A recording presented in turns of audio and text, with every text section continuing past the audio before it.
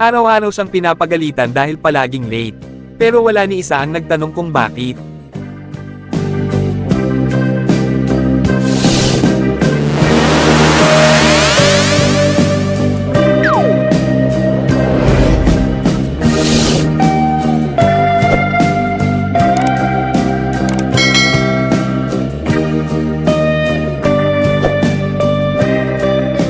Sa isang pampublikong paaralan, may isang batang lalaki na kilalang kilala ng lahat. Si Jason. Hindi dahil sa talino, hindi dahil sa sipag, kundi dahil palagi siyang huli sa klase. Tuwing papasok siya, nakayuko ang ulo, hawak ang lumang bag, at puno ng hiya ang mukha.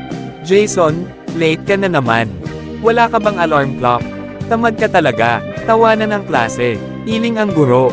Tahimik lang si Jason. Isang araw, sinabihan na siya ng guro.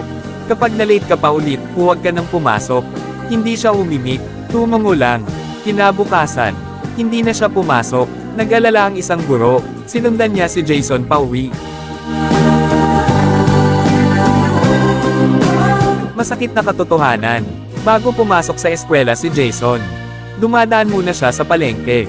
Hindi para maglaro, hindi para gumala, kundi para magbuhat ng gulay, maglinis ng tindahan, maghanap ng kaunting barya. Pagkatapos, uuwi muna siya para pakainin ang kapatid niyang may sakit, at iwanan ng nanay niyang hindi na makatayo sa kama. Ang almusal niya, tubig lang, ang dahilan ng paglalate niya. Responsibilidad. Tahimik na napaupo ang guro. Napaluha, habang ang ibang bata ay nagmamadali sa eskwela. Si Jason ay nagmamadali para mabuhay ang pamilya niya. Mula noon, wala nang naninigaw kay Jason. Sa halip, may baon na siyang pagkain. May oras na binigay, may umunawa.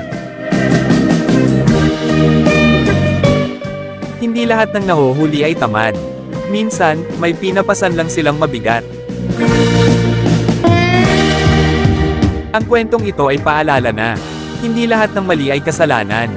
At hindi lahat ng tahimik ay walang pinagdadaanan.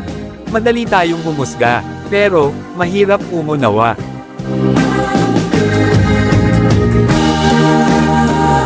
Bago ka humusga, tanungin mo muna kung bakit. Ikaw, may nakilala ka na bang taong mali ang tingin mo noon?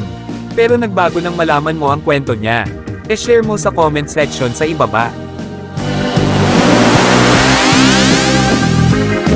Kaibigan, kung nagustuhan mo ang kwentong ito, ay huwag kalimutang mag-subscribe para sa susunod pang kwentong may aral. Panoorin ang iba pang kwento dito lang sa Gerald Discovery Channel. Abangan! Every Friday at 7 PM. Thank you for watching.